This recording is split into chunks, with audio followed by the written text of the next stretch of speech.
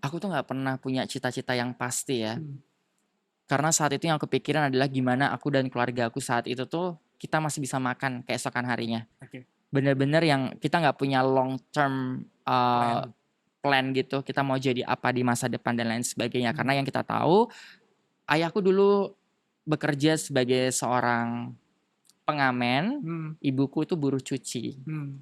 Dan aku sekolah di negeri Hmm. dan aku dapat beasiswa. Oke. Beasiswa tidak mampu saat Hmm. itu. Jadi kalau ditanya cita-citanya apa? Cita-citanya pengen lulus sekolah aja. Hmm. Aku cuma pengen bilang sama diriku untuk Tama yang dulu, thank you for being brave enough. Thank you for stand up and fight. You are still alive and you have to be proud of that. Itu aja sih.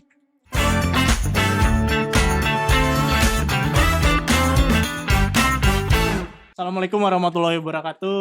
Waalaikumsalam Kembali lagi di warahmatullahi YouTube Kaltim Live di program Deep Talk bersama saya Rio Adam.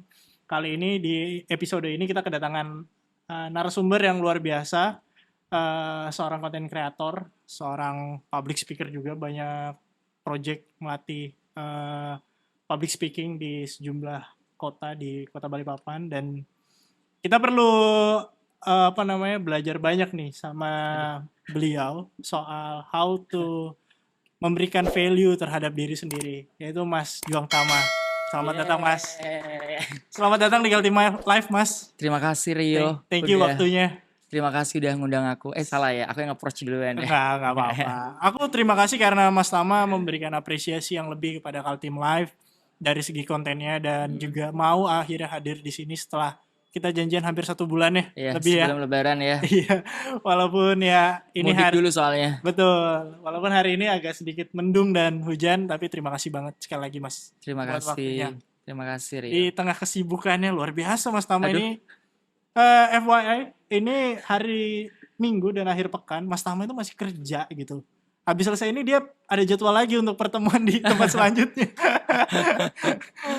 Aku sangat mengapresiasi orang yang bekerjanya itu luar biasa sih Mas. Jadi thank you banget buat waktunya walaupun agak terlambat ya. Nggak apa-apa. Siap Mas, aku sedikit penasaran dengan Mas Tama dan sebelum ke pembahasan intinya, tapi aku pengen mengenal lebih dekat sih sama Mas Tama. Mas Tama waktu kecil tuh seperti apa sih orangnya Mas? Waktu kecil. Ini waktu umur berapa nih? Periode SD, SMP gitu. SD, SMP. SMP itu gimana sih? Lahir di mana, besar di mana? Aku lahir di Yogyakarta. Oke. Aku cuman setahun di Jogja. Terus aku pindah ke Semarang. Aku di Semarang itu dari... Nah, sebenarnya gini. Aku lahir di Jogja. Kemudian dari Jogja itu setahun. Aku tahun 93-an gitu. Aku pindah ke Galesong. Galesong itu kurang lebih 1 jam dari Makassar ya. Kabupaten Takalar di Sulawesi Selatan. Kemudian tahun 97-98 itu kan krisis moneter ya. Kami pindah lagi ke Semarang. Terus setelah itu dari Semarang tahun 2004 kita pindah lagi ke Galesong. Dari 2004 kemudian sampai tahun 2009 aku menempuh pendidikan di Makassar. 2009 sampai tahun 2016 itu aku kan di Makassar, kemudian dapat pekerjaan aku ke Jayapura. 2016-2018 di Jayapura, 2018-2019 di Ambon, 2019-2021 ya, itu aku di Jayapura lagi, dan kemudian pindah ke Balikpapan 3 tahun belakangan ini. Kayak gitu. Jadi kayak pindah-pindah sih dari kecil. Luar biasa sih Iya. perjalanannya. Tapi orang tua memang asli Sulawesi? Ibuku Solo, bapakku Salatiga. Sulawesi sih ya, Solonya. Enggak, beneran. Iya, tapi memang berarti orang Jawa berarti ya? Orang Jawa. Jawa Tengah ya, terutama. Bener, ya. Jawa Tengah. Nah, terus di Sulawesi ada siapa? Sulawesi karena kehidupan kita luar biasa struggling di Jawa, akhirnya kita decide untuk transmigrasi ke Galesong itu tadi. Dan memulai kehidupan baru, membangun kehidupan yang lebih baik, dan akhirnya bertahan sampai sekarang. Sampai sekarang masih orang tua masih di sana? Ibu dan ayahku udah almarhum. Ya, sekarang aku bareng ibu sambungku sama adikku, tapi adikku udah berkeluarga. Dan di sini aku merantau. Oke. Iya. Berarti officially rumah itu di Makassar. Di Makassar. Oke. Ya. Karena keluarga banyak di sana ya. Keluargaku malah di Makassar nggak ada. Cuman ibu sambungku, adikku, suaminya sama ponakan aku. Keluargaku sebagian besar itu di Jakarta. Dan juga di Solo. Ya. Mas, kan tadi hidup berpindah-pindah gitu dengan orang tua ya. Kita tahu lah banyak juga, nggak cuma Mas Tama, ada banyak orang di luar sana yang aku juga bagian dari mengikuti orang tua yang berpindah-pindah walaupun cuma sekitaran Kalimantan ya. Tapi kan kita tahu pada saat itu kehidupan kita lumayan cukup struggle ya. Nah, aku pengen tahu dengan momen di tengah kehidupan yang selalu berubah kan, ada fase-fase tertentu. Tama kecil itu cita-citanya apa? Aku tuh nggak pernah punya cita-cita yang pasti ya. Karena saat itu yang aku pikiran adalah gimana aku dan keluarga aku saat itu tuh kita masih bisa makan keesokan harinya. Bener-bener yang kita nggak punya long term plan gitu. Kita mau jadi apa di masa depan dan lain sebagainya. Karena yang kita tahu ayahku dulu bekerja sebagai seorang pengamen, ibuku itu buruh cuci. Dan aku sekolah di negeri dan aku dapat beasiswa tidak mampu saat itu. Jadi kalau ditanya cita-citanya apa, cita-citanya pengen lulus sekolah aja. Kayak gitu, karena melihat ayahku saat itu seorang pengamen yang penghasilannya Rp3.000. Jadi kalau ayahku pergi ngamen ke pasar gitu, ibuku jadi buruh cuci, ayahku pulang, keluar dari kantongnya koin-koin gitu, kemudian kita susun satu koin Rp100, kemudian sampai 10, 1.000, 2.000, 3.000, paling banyak 3.500 sampai 5.000 itu kita bersyukur. Kayak gitu. Jadi kita nggak punya cita-cita, kita pengen ngapain di masa depan, pengen jadi apa, itu nggak ada. Sesimpel kayak kita bisa makan besok, aku lulus sekolah itu udah happy banget. Kayak gitu. Tapi tidak mengaburkan artinya semangat hidup kan untuk Mas Tama kan? Sama sekali enggak. Artinya berjuang untuk tetap sekolah itu kan sesuatu yang menurutku perlu diapresiasi dan anak zaman sekarang kayaknya nggak tahu tuh apa yang namanya struggling untuk berjuang dari lulus sekolah itu kan kayak agak jauh dari pandangan mereka gitu ya.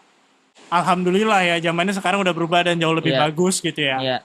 Tapi kan di zaman kita itu banyak banget memang yang bahkan SD emang udah putus sekolah gitu ya. Karena pertama jelas faktor ekonomi dan kedua ada masalah keluarga dan lain-lain. Nah, tadi juga jelasin soal berpindah sekolah itu mempengaruhi nggak? Pada dasarnya, aku, ibu dan ayahku dan adik perempuanku kita tinggal di kos-kosan. Hanya ukurannya itu 3 kali 4 meter, berisi 2 orang dewasa dan 2 anak kecil. Ruangan yang sempit, tapi pandangan kita luas. Kita berusaha untuk bangkit dari keterpurukan itu. Kita berusaha untuk mencari sesuatu, apa yang kita bisa lakukan untuk bangkit dari kemiskinan. Sulit untuk membayangkan hidup seperti itu sampai kita mati. Kita pernah berada di posisi makan Indomie aja itu satu kuahnya dibanyakin untuk makan 4 orang. Kita nggak pengen hidup seperti itu terus-menerus. Itulah mengapa di balik kesulitan hidup yang kita alami, kita selalu punya prinsip bahwa kita boleh lahir miskin, tapi kalau kita mati dalam kondisi miskin, itu kesalahan kita. Aku nggak pernah menyalahkan orang tuaku karena orang tuaku struggling. Karena dari situ aku belajar banyak bahwa hidup tidak semudah itu. Hidup itu keras, hidup itu harus berjuang. Itu kenapa mimpiku nggak pernah putus. Meskipun aku jatuh, aku gagal, SPP nunggak sampai 3-6 bulan, bahkan setahun aku nggak bisa bayar SPP sama sekali. Karena ayahku pengamen ya. Jadi ya aku berusaha untuk melakukan yang terbaik gitu loh.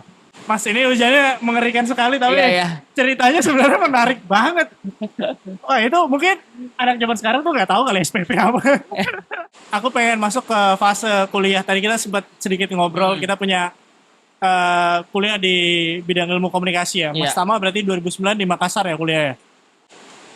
Gini, aku kuliah itu 2010. Oke.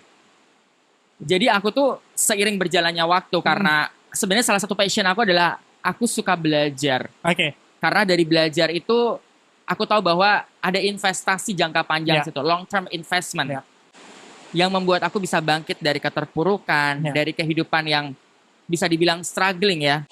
Dan aku nggak pengen apa yang terjadi sama ayah dan ibuku itu terulang lagi sama aku dan generasi ke depan gitu loh. Setuju. So, aku belajar sangat keras, sangat rajin. Aku berusaha untuk mengupgrade apa yang kiranya aku butuhkan untuk bisa mencapai goals aku saat itu. SD, SMP semua berjalan cukup sulit. Lebih sulit lagi karena aku harus menghadapi situasi yang aku tinggal di desa tapi aku harus ke sekolah di kota. Dan saat itu aku di Makassar, aku tinggal di Galesong. Jarak antara Galesong ke Makassar itu sebenarnya deket aja kalau naik motor. Itu cuma sejam aja atau 45 menit bahkan. Tapi aku harus naik angkot. Itu tuh nyambung bisa 2-3 kali. Dan itu butuh waktu 2 jam.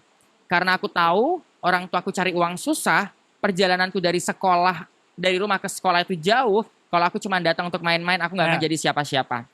Aku gak mau sia-siakan itu. Setiap waktu yang aku keluarkan, setiap 100 rupiah uang yang aku keluarkan, itu berarti banget buat aku.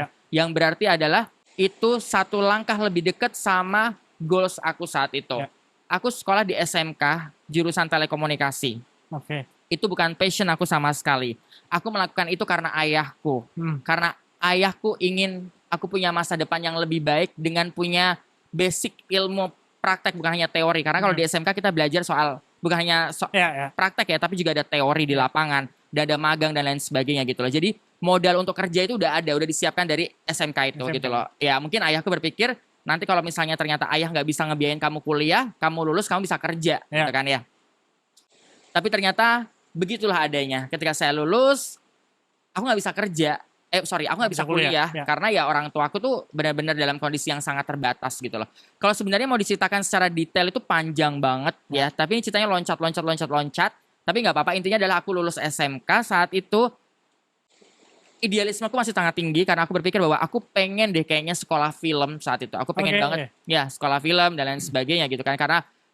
Karena dari banyaknya perjalanan hidup aku ternyata bikin aku sangat sensitif untuk membuat sebuah cerita pendek. Dari cerita pendek, dari puisi, kemudian dari novel saat itu. Dan aku berpikir, wah ini oke juga sih kalau aku angkat cerita ini ke dalam sebuah film saat itu. Tapi aku nggak pernah tahu bahwa gimana sih biar bisa sekolah film, di mana sih sekolah film dan lain sebagainya saat itu. Aku banyak mengikuti beberapa komunitas perfilman saat itu dan ternyata aku dipertemukan sama Riri Riza saat itu dan pernah jadi volunteer di salah satu proyeknya. Wah keren juga ya Riri Riza ini ya. Dari situ ada keinginan yang sangat besar untuk bisa jadi seperti seorang Riri Riza saat itu. Kak Riri nonton gak ya? Kak Riri Riza. Enggak, aku gak terlalu kenal dekat. Aku kenal beliau, aku tahu beliau tapi beliau mungkin lupa-lupa ingat sama aku. Oke. Soal itu kemudian akhirnya ternyata orang tuaku yang masih punya pandangan bahwa kamu tuh kerja yang pasti-pasti aja.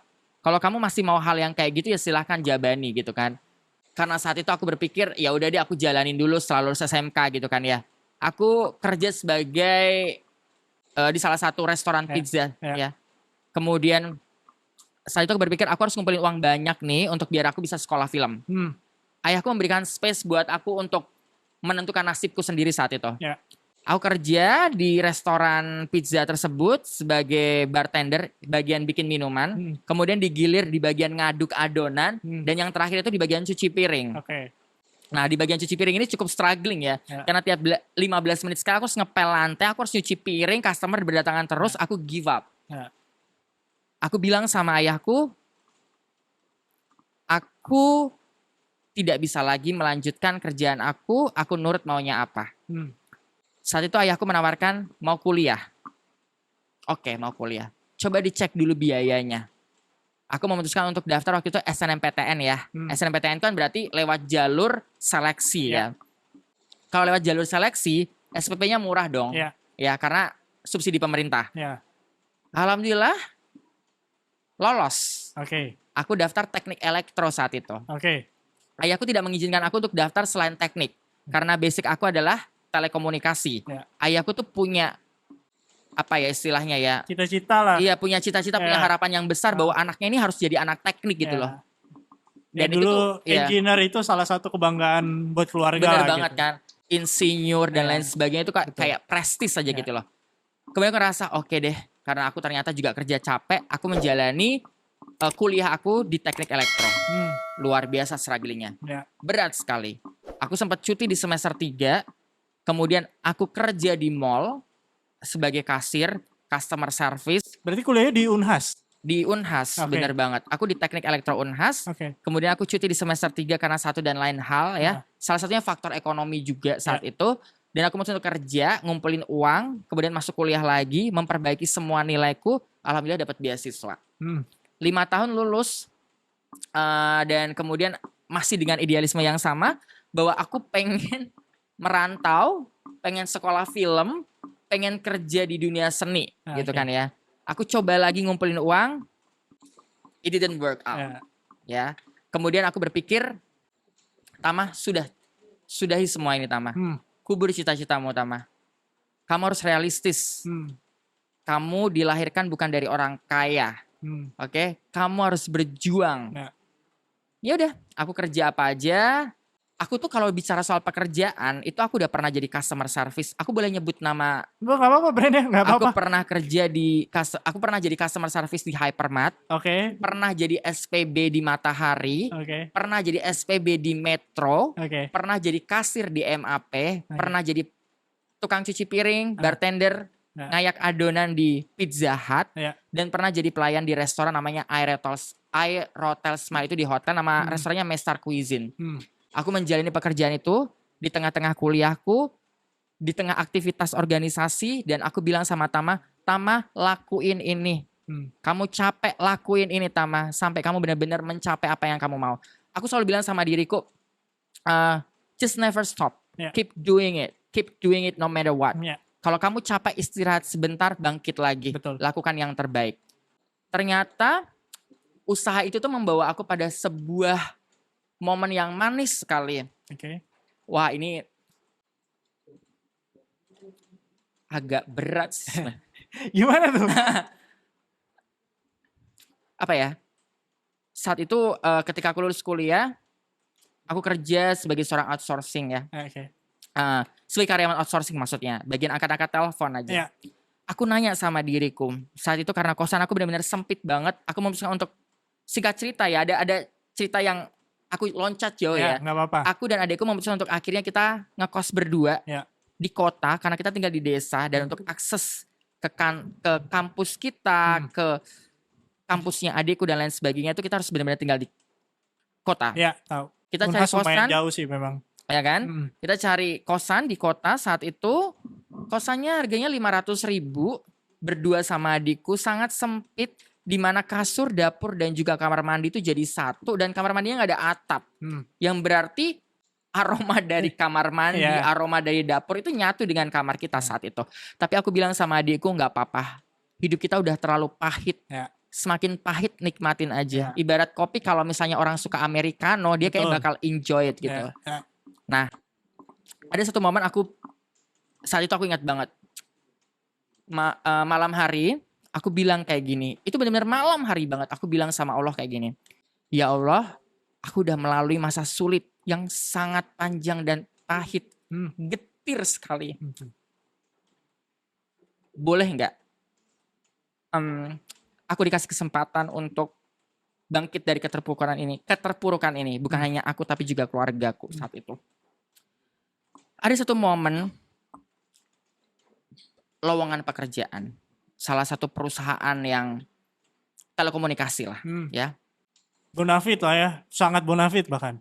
Amin ya Allah. Saat itu pendaftaran udah mau close. H-1 di close kan. Aku gak mau daftar. Tapi teman aku bilang, udah apply aja. Aku apply dong saat itu. H-1 aku apply. Udah. Administrasi seminggu 2 minggu kemudian lolos. Lanjut tes psikotes. Wah, banyak banget kan orang yang daftar karena ini nasional rekrutannya ya. Aku inget banget saat itu kejadiannya di lantai 5. Salah seorang temanku, teman kampus, dia bilang kayak gini, Tama, ngapain kamu daftar di perusahaan ini? Dia bilang kayak gitu. Perusahaan ini gak butuh orang kayak kamu. Langsung itu kayak ketampar keras banget. Dari lantai 5 aku turun ke lantai 1 kamar mandinya. Kemudian aku bilang di kaca, ya Allah, kalau memang ini bukan rezekiku, aku percaya pasti ada yang lebih baik. Udah sesimpel itu. Aku tes psikotes, pengumuman. Gak lolos. Wah, gak lolos. Teman-temanku banyak yang lolos. Ternyata pengumuman yang lolos itu untuk pengumuman non teknik. Yang aku daftar saja teknik. Minggu keduanya dinyatakan lolos. Lanjut tuh tes berikutnya, wawancara. Bla bla bla bla sampai tes kesehatan, which is adalah tes tahap terakhir. Dari teknik itu ada 2 orang, aku dan teman kelasku. Mungkin rencananya Allah luar biasa. Teman kelasku ini ternyata tidak memilih perusahaan itu karena dia punya passion di perusahaan lain. Mungkin udah jalannya Allah kayak dari mungkin bisa aku bilang ribuan atau belasan ribu orang, dan aku terpilih jadi salah satu. 165 orang dari belasan ribu orang se-Indonesia. Itu luar biasa. Dari situ akhirnya kehidupan aku perlahan berubah. Tapi masih di dunia perteknikan selama 5 tahun. Dia membuat aku tuh bertanya-tanya sama diriku. Kenapa ya gak pernah lepas dari dunia teknik? SMK-nya teknik, S1-nya teknik. Padahal passion aku tuh sebenarnya international relationship, communication, public relation, or something like that lah. Nemuin itu di mana? Nemuin passion itu kemudian di mana? Sebenarnya udah dari dulu karena suka ngobrol, suka nge-MC, suka nonton berita. Waktu itu aku suka banget nonton Oprah Winfrey. Suka banget nonton Oprah Winfrey. Di Oprah ya? Iya, suka banget itu. Terus akhirnya ada satu momen aku ngerasa bahwa Tama, kamu udah harus bangkit dari ini semua. Karena aku ngerasa it's not my thing. Aku tuh sebenarnya I can do it even better kalau aku tuh di posisi atau di departemen yang memang jadi passion aku saat itu. Jadi aku gak berbicara soal idealisme di awal karir ya. Karena itu sesuatu yang apa ya istilahnya ya. Sesuatu yang advising kalau untuk teman-teman yang mungkin jauh lebih muda ya. Apapun pekerjaannya jalanin aja sih. Kalau aku seperti itu. Di awal-awal ya terutama. Tapi along the way ketika kamu 3 tahun, 5 tahun kemudian kamu udah mulai settle secara penghasilan ya mungkin bisa mengeksplor sama seperti apa yang kita lakukan juga kan. Setuju. Apa seperti Mas Tama lakukan. Setuju. Hingga akhirnya itu tadi setelah 5 tahun di perteknikan di departemen itu, muter-muter di situ, aku bilang sama diriku, Tama, you have to do something. Karena menjadi MC moderator aja tuh gak pernah cukup. Kamu harus punya bekal yang lebih besar daripada ini. So, aku memutuskan untuk melanjutkan sekolah. Dan aku searching kampus komunikasi terbaik yang ada di dunia pertama kali. Aku lupa saat itu kampusnya apa ya, aku gak ingat. Kemudian aku mempertimbangkan, Tama, kalau kamu kuliah ke luar negeri, kalau kamu pakai scholarship, itu repot. Karena scholarshipnya bukan dari perusahaan. Kecuali kalau aku ambil yang dari perusahaan. Karena kebetulan perusahaan itu menawarkan juga scholarship ya. Saat itu aku berpikir kalau aku resign, aku mau makan apa? Sedangkan aku punya tanggungan keluarga. Aku bisa dibilang sandwich generation ya. Dan akhirnya memutuskan, oke deh, kuliah di Indonesia aja. Cari, dapatlah London School. Berarti LSPR ya? LSPR. Aku cek, wah lumayan ya. Aku bilang, aku punya tabungan sekian, kalau aku kuliah di LSPR, habis. Aku nanya sama diriku, kalau berbicara soal pendidikan nih, karena dari dulu memang aku selalu bilang sama diriku, ayahku tuh punya prinsip kayak gini, Mas, kamu gak apa-apa, ayahku manggil aku Mas, karena orang Jawa. Mas, gak apa-apa kita makan nasi sama garam, yang penting kamu sekolah di tempat yang bagus. Dan posisi saat itu ayahku udah meninggal. Jadi nasihatnya beliau itu yang terpatri dalam pikiran aku. Aku bilang, Tama gak apa-apa kalau kamu harus makan nasi dan tempe. Setidaknya kamu tahu bahwa kamu melakukan sesuatu yang benar. Nasi dan tempe gak bikin kamu sekarat. Itu makanan yang bergizi, yang enak. Pakai sambal ikan asin juga jalan. Yang penting kenyang. Tujuan makan itu kan kenyang. Dan akhirnya aku memutuskan untuk melanjutkan. Aku masuk, aku tanpa bertanya-tanya lagi, aku langsung lunasin sampai aku lulus kuliah. Itu 2021. Oke, baru aja berarti. Baru aja. 2 tahun berarti ya? Kuliah kalau di London School karena dia itu pakai kurikulumnya dari luar negeri, jadi kita kuliah cuma 3 semester. 1,5 tahun kan? 1 tahun setengah saat itu. Jadi ketika kita mau bayar SPP, kita bisa langsung bayar SPP in lunak. advance, betul. Iya. Dan aku pikir itu aku lakukan biar nggak habis, nggak terkuras lagi dengan godaan ini dan lain sebagainya. Aku memutuskan untuk aku kosongkan tabunganku. Aku tahu bahwa aku mengeluarkan uang aku untuk investasi jangka panjang yang aku tahu dengan melakukan ini tuh aku melakukan sesuatu yang benar buat masa depan aku masa depan aku nantinya. Ya udah, menjalani karir sebagai seorang karyawan, ikut komunitas, salah satunya komunitas dari Bang Sultan itu. Terima kasih banyak Bang Sultan udah ngasih kesempatan. Luar biasa. Terus kemudian aku juga melanjutkan kuliah. Harus bolak-balik. Waktu itu aku posisi masih di Jayapura, Jakarta. Kemudian aku di Balikpapan, Jakarta. Luar biasa struggling. Kalau Balikpapan Jakarta sih nggak apa-apa, Jayapura itu loh. Jakarta. Waduh. Spend a lot of money. Iya, betul. Uang, waktu, tenaga, pikiran, semuanya. Aku benar-benar kayak mental breakdown banget. Aku ngerasa capeknya minta ampun. Tapi kalau aku flashback ke belakang betapa getirnya hidup aku, pahitnya yang aku lewatin, aku nggak mau mengulangi masa-masa itu lagi. Aku tahu bahwa aku udah berusaha sejauh ini, berjalan sejauh ini, itu karena Tuhan sedang merencanakan sesuatu yang besar. Dan itu yang aku percaya sampai sekarang. Ya udah, aku menjalani kehidupan, perkuliahan, karyawan organisasi sampai akhirnya lulus di tahun 2022 bulan Desember. Alhamdulillah dengan IPK 3,89 something. Terima kasih banyak LSPR. Selamat. Dan Ibu Dewi, dosen pembimbing aku yang luar biasa sabar. Kayak gitu. Nah, tapi selama itu kan tadi udah lulus 2022. Tadi Mas Tama juga sedikit nyinggung bahwa sebenarnya 5 tahun bekerja itu udah jadi MC juga, moderator juga. Aku udah jadi MC malah dari SMA. Oke. SMK itu ya? Iya, dari SMK itu. Udah jadi MC dari MC 17 Agustusan, MC acara ulang tahun anak-anak kecil, MC acara waktu itu ada international event, national event, di mana salah satunya itu yang punya event itu, jadi namanya, aku boleh sebutin gak sih? Gak apa-apa. Makassar International Writers Festival. Tahu. Ya, aku pernah hadir di sana. Pernah hadir 2017. Kebetulan aku tuh udah 4 kali ya join sama Makassar International Writers Festival. Kebetulan foundersnya adalah almarhumah Kak Lili, yang juga sahabatnya Kak Riri Riza saat itu. Terima kasih udah dikasih kesempatan ya. Kemudian aku sempat wawancara Mas Aan waktu itu. Oh, Kak Aan. Iya. Aan Mansur ya. Mansur. Benar. Aku suka banget sih.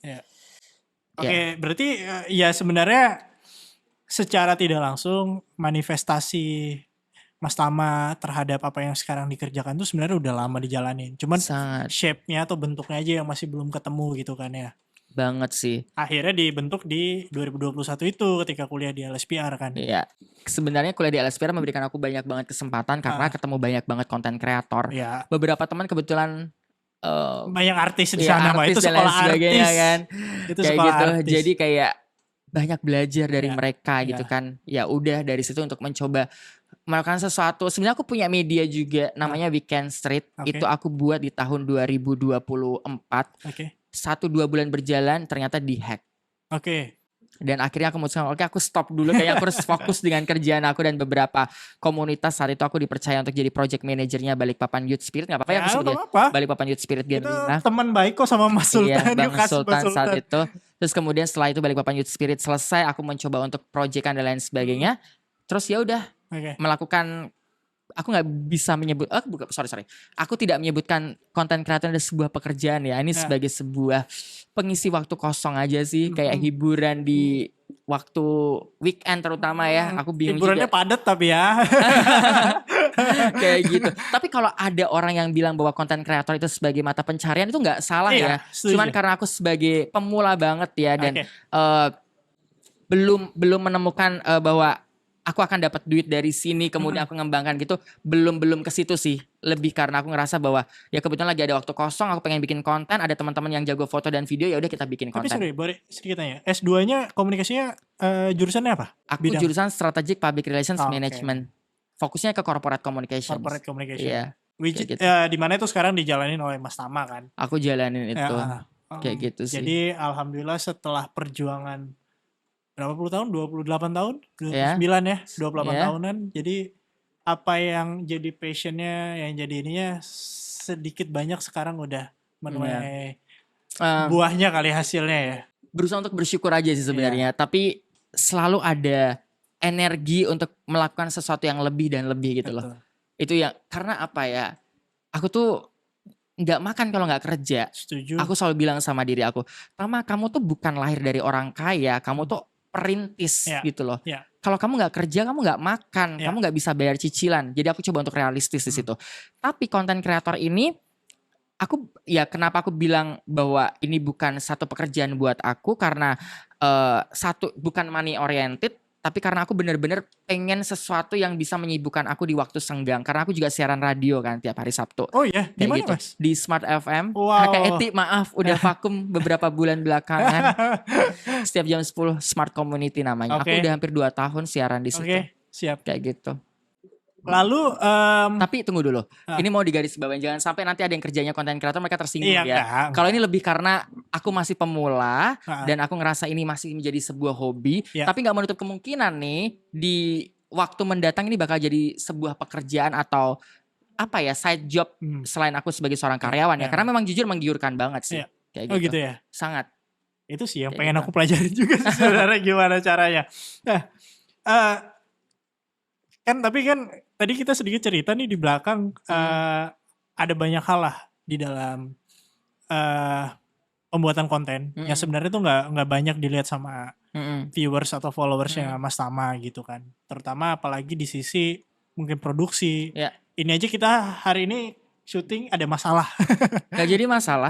Terus kemudian apa sih yang kerap dihadapin gitu?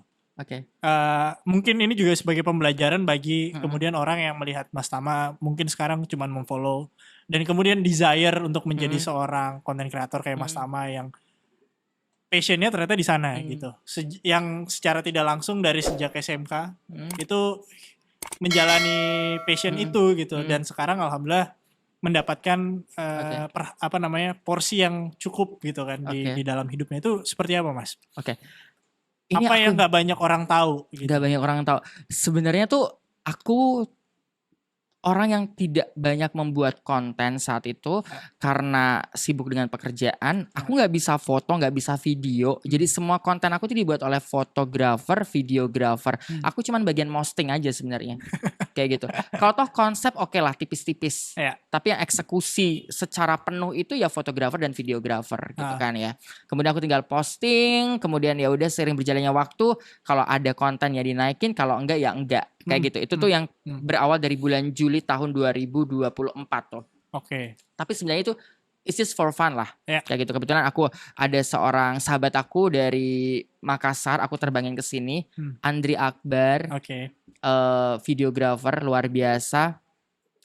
5 bulan handle, bantu bikin project bareng dan lain sebagainya. Kemudian aku perkenalkan sama beberapa rekan aku yang kebetulan dia punya usaha dari kontraktor, toko bangunan, kemudian UMKM, kemudian dia dapat beberapa project di situ. Aku cuman ngebantuin dia untuk dapat koneksi aja, dan sesekali dia juga menemani aku kalau siaran radio atau bikin konten lucu-lucuan kayak belanja bulanan atau lagi masak. Aku suka banget saat itu. Kemudian kita posting, tapi aku nggak ngambil itu sebagai sesuatu yang serius karena benar-benar kalau mau buat ya buat aja, tapi nggak aku jadwalin yang kayak sekarang gitu loh. Terus kemudian Andri Akbar akhirnya fokus dengan pekerjaannya dia di dunia otomotif ya, dan dia ngonten banyak banget soal itu dan gak punya banyak waktu lagi sama aku. Akhirnya aku gak ngonten lagi saat itu. Aku di bulan Januari masih sibuk dengan banyak pekerjaan, dengan berbagai permasalahan hidup yang aku hadapi saat itu. Dan seiring berjalannya waktu aku tuh tanya lagi sama diriku, Tama, coba cari tahu sebenarnya apa yang kamu inginkan dalam hidup kamu ini. Value apa yang bisa kamu bagi ke orang lain.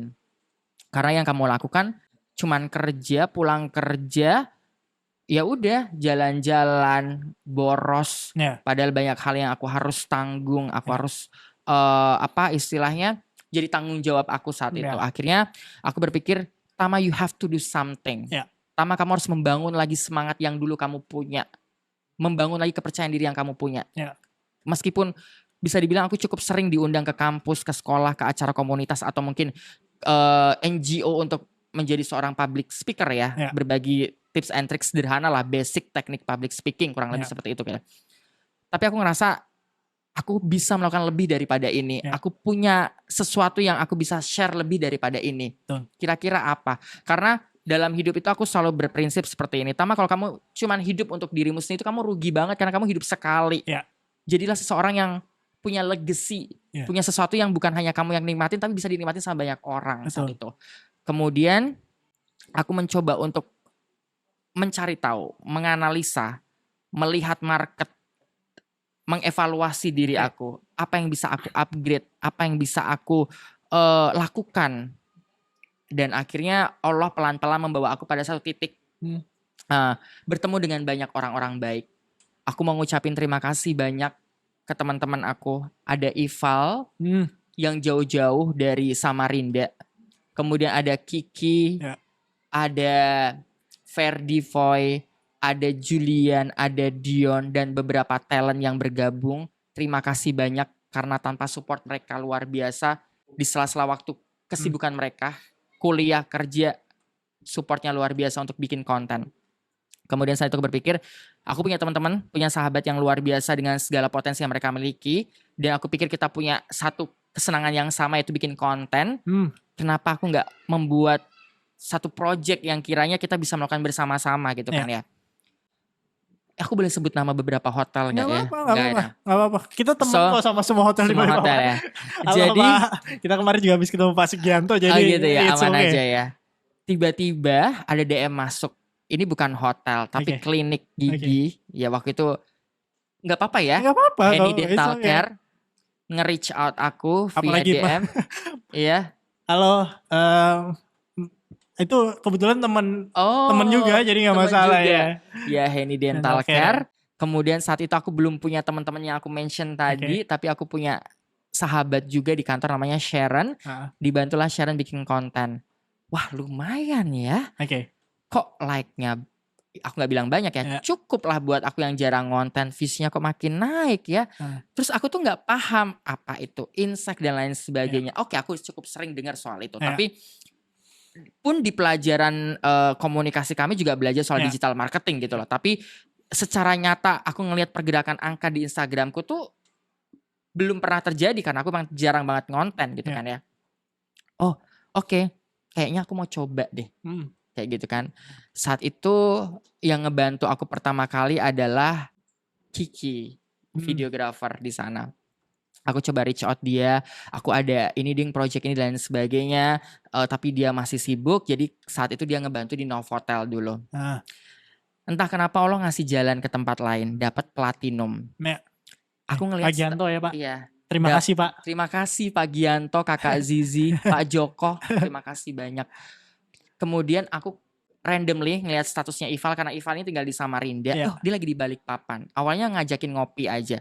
Tiba-tiba aku telepon, Val boleh gak bantu aku? Aku pengen ke platinum. Saat itu aku gak punya fotografer, jadi randomly terima aja projectnya. Nanti dibantu sama Ival. Ngobrol dan lain sebagainya, pindah lagi ke hotel lain. Total selama Ramadan itu ada 10 hotel, bahkan kita sampai ke Swiss Hotel IKN. Pak Christian terima kasih banyak, Kak Geo, Kak Abbas yang udah ngasih kesempatan. Tolong diundang Pak kalau tim live Pak.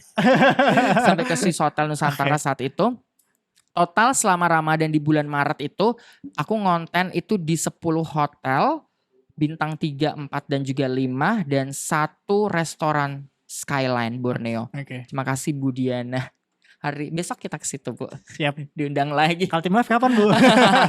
Terus akhirnya wah ternyata views aku naik ya. Dari 5.000 ke 50.000 ke 100.000 ke 200, 400 sekarang udah nyampe 865.000 dalam kurun waktu sebulan lebih ya? Sebulan lebih lah, 2-3 bulan belakangan yang aku coba untuk rintis perlahan-lahan ya.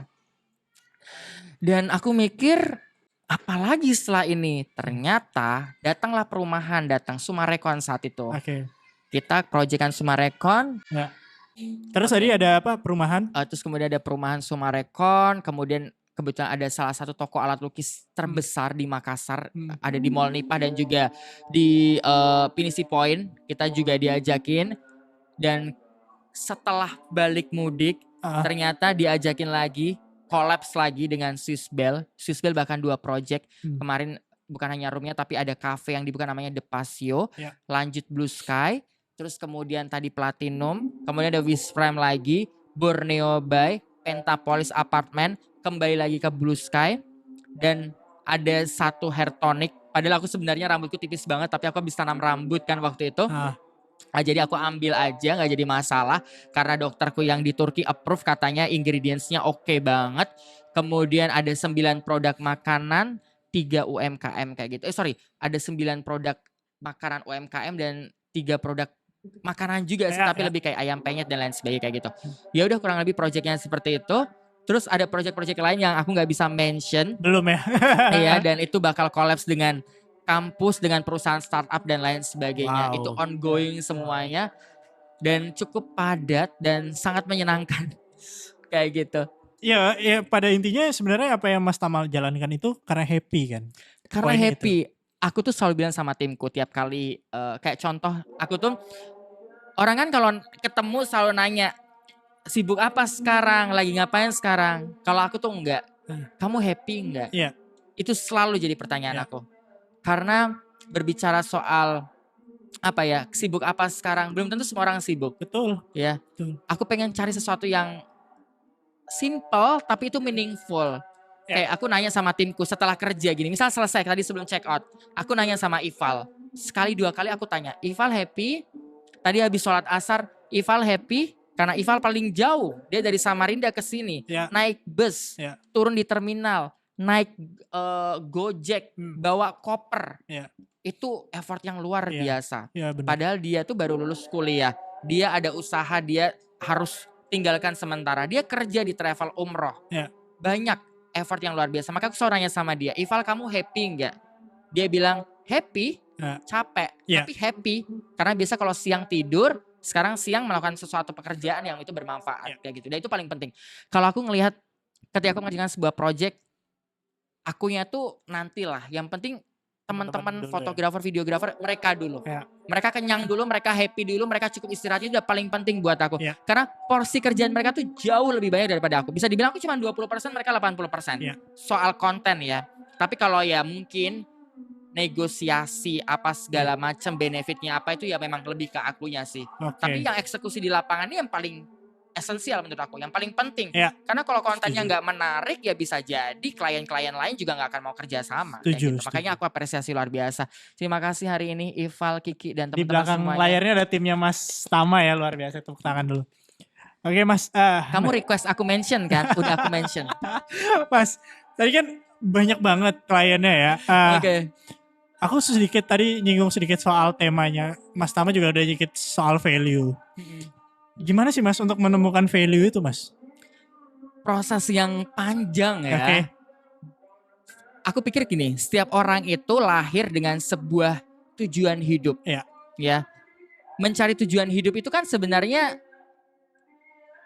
tidak berkesudahan. Sampai akhirnya kita mati baru ya udah nggak ada tujuan lagi.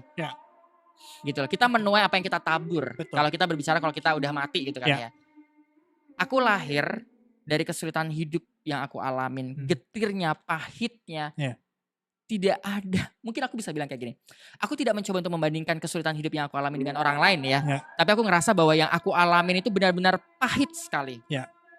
Yang lebih pahitnya karena orang tua aku akhirnya bercerai. Itu jauh lebih pahit daripada kenyataan hidup yang aku alamin.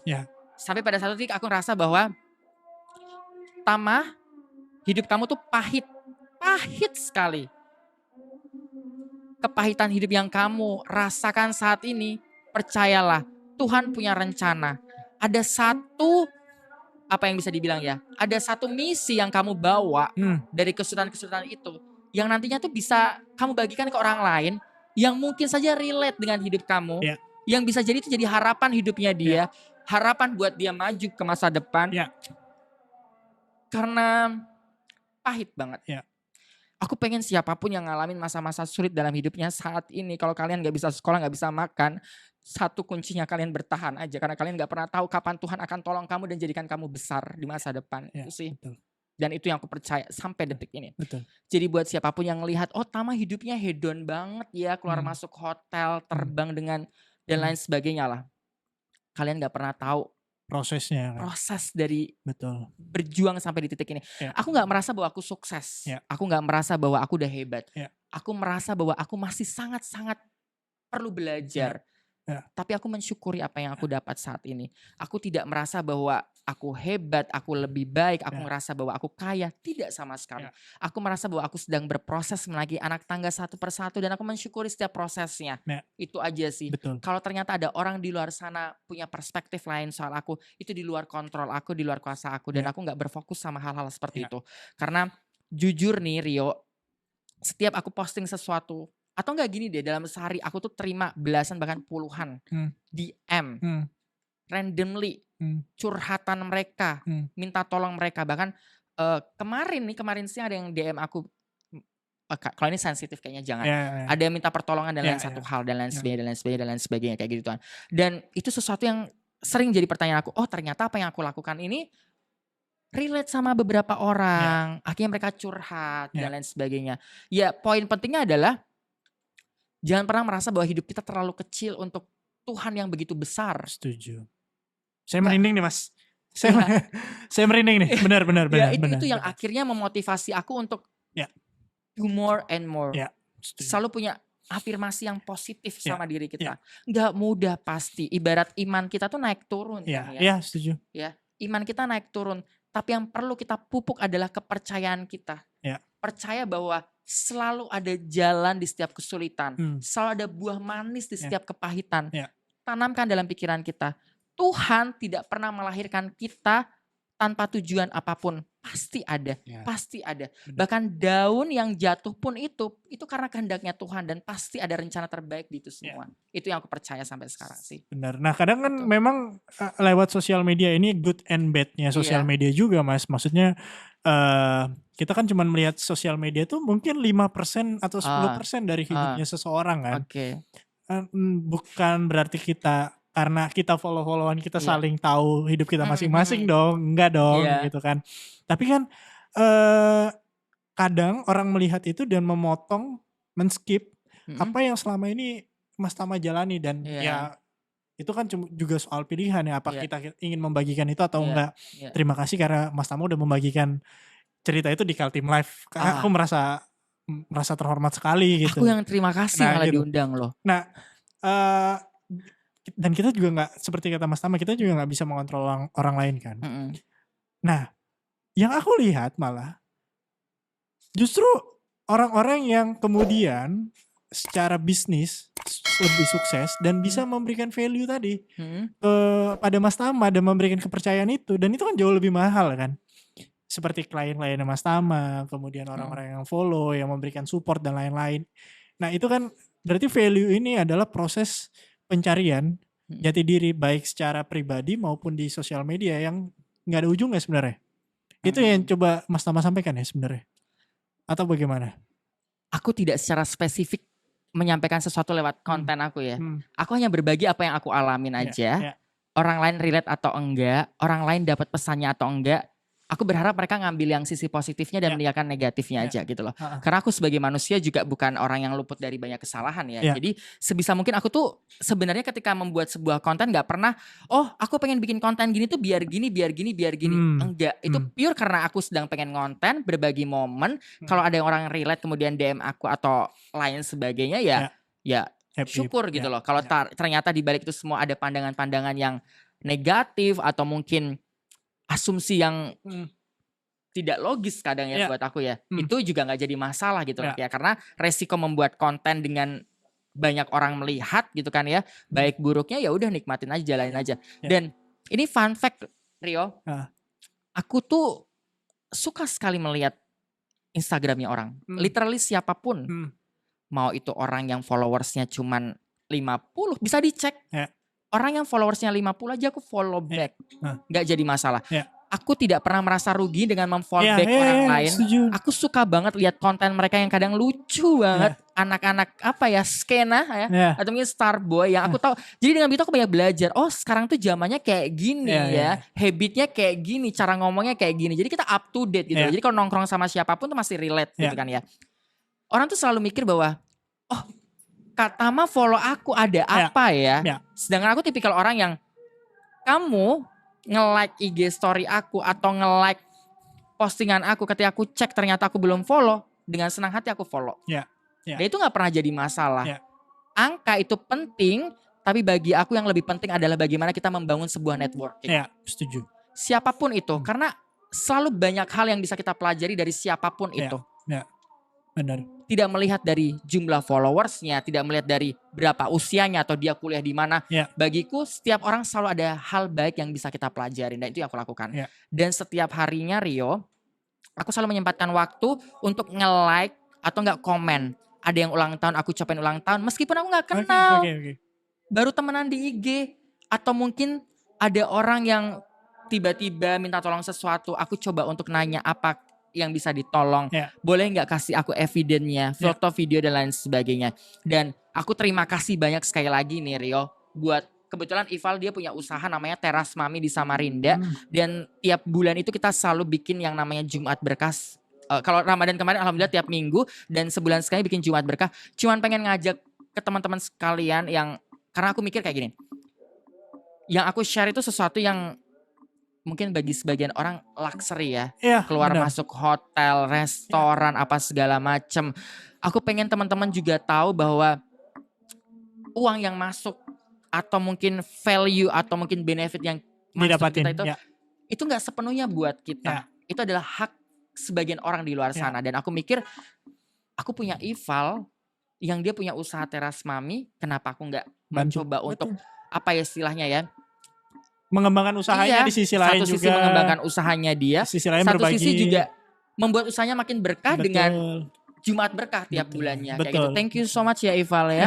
Kayak gitu. Dan dia di sela-sela kegiatan kesibukannya dia, kita pengen ngasih tahu ke orang-orang ya. Selalu ada hal yang bisa kita bagi gitu loh. Jangan lihat hanya karena kita keluar masuk apa dan sebagainya. Coba hal-hal seperti itu jangan dijadikan main pointnya gitu loh. Coba lihat sisi lain di balik itu semua, konten yang kita bagi dan sebagainya. Dan aku tuh pernah bilang sama orang-orang bahwa sosial media ini bukan jadi satu patokan bahwa itu adalah realita yang harus kalian percaya. Benar. Itu sesuatu yang dikemas sedemikian rupa agar terlihat baik, menarik, terlihat bagus. Dengan berbagai tujuannya mereka. Entah mereka mau viral, like-nya mau banyak, FYP dan lain sebagainya. Itu hak asasi mereka. Itu haknya mereka. Lakukan saja. Mau baik buruk, tanggung resikonya masing-masing. Tapi kalau alangkah baiknya, ada hal-hal lain yang kiranya bisa juga dirasakan oleh orang lain. Ada legasinya, ada manfaat yang bisa kita sharing. Itu sih, kayak gitu. Tapi bukan berarti bahwa kontenku se-valuable itu ya. Beberapa kontenku juga kayaknya useless dan penuh omong kosong sih. Maksudku pribadi value itu adalah value diri sih. Value kepada diri sendiri. Oke. Nah itu juga yang, ini aku pengen masuk ke pembahasan terakhir Mas, karena udah mau maghrib nih ya. Kita harus menghargai waktu yang ini.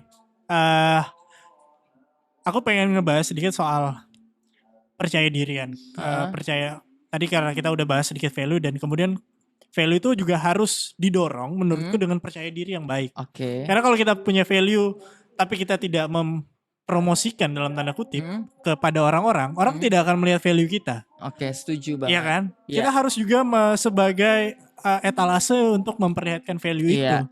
Gimana caranya orang bisa percaya kalau kita nggak pernah punya kepercayaan diri itu? Itu yang aku juga dorong kepada istriku, misalnya pasanganku, kepada adik-adikku, teman-temanku, untuk kalau kamu punya value sesuatu harus kamu promosikan. Setuju banget. Nah, how to build that confidence kalau dari sisi Mas Tama?